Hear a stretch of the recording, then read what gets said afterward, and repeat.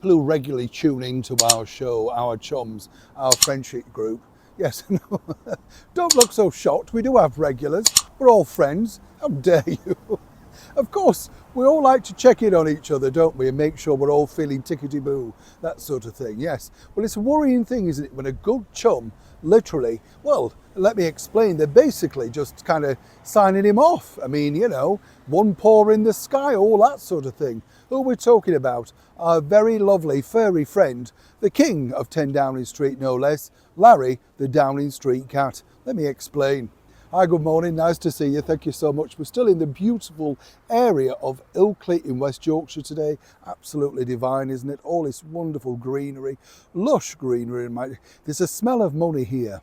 Not my money, obviously, but you know, there's a definite smell of money. I'd never get my money out, you know that. I'm still waiting. But you can tell it's a rich area. You know the sort of thing. People sort of say Bath rather than Bath. You know what I mean? It's all a bit like that, isn't it? Very posh. If you've never been to Ilkley, please.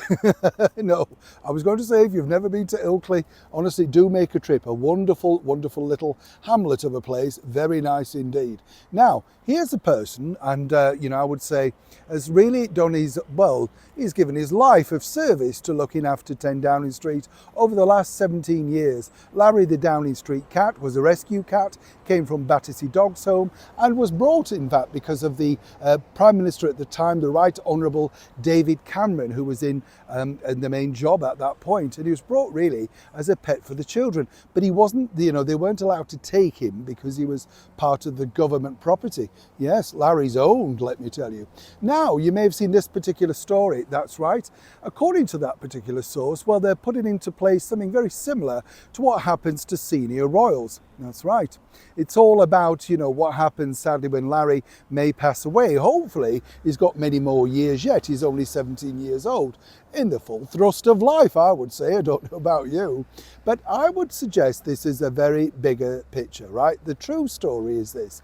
Right now, over here in the United Kingdom, the government are literally rating so badly. In fact, Keir Starmer is rated so badly, he's at 0.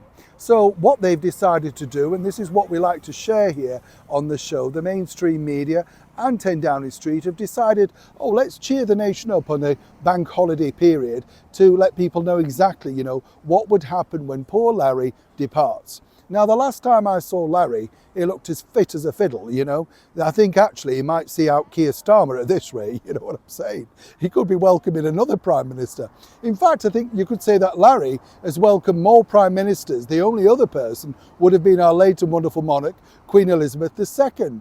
So for now, all of this story, this sort of, oh, what will happen when Larry passes away, don't believe all of the hype. He's not ill, he's not been to the vets, he seems in really good health, a little bit creaky, but aren't we all at that age? And still doing a good job as Chief Mouser in 10 Downing Street. I'd be more concerned if I was the current British Prime Minister, Sir Keir Starmer, that they weren't planning their own London Bridge for him. And maybe Larry could pull the lever. He's definitely got his paw on literally power. I'm sure you'll all agree. So if you've seen this, don't worry. Larry is fine. Neil Sean in the very heart of a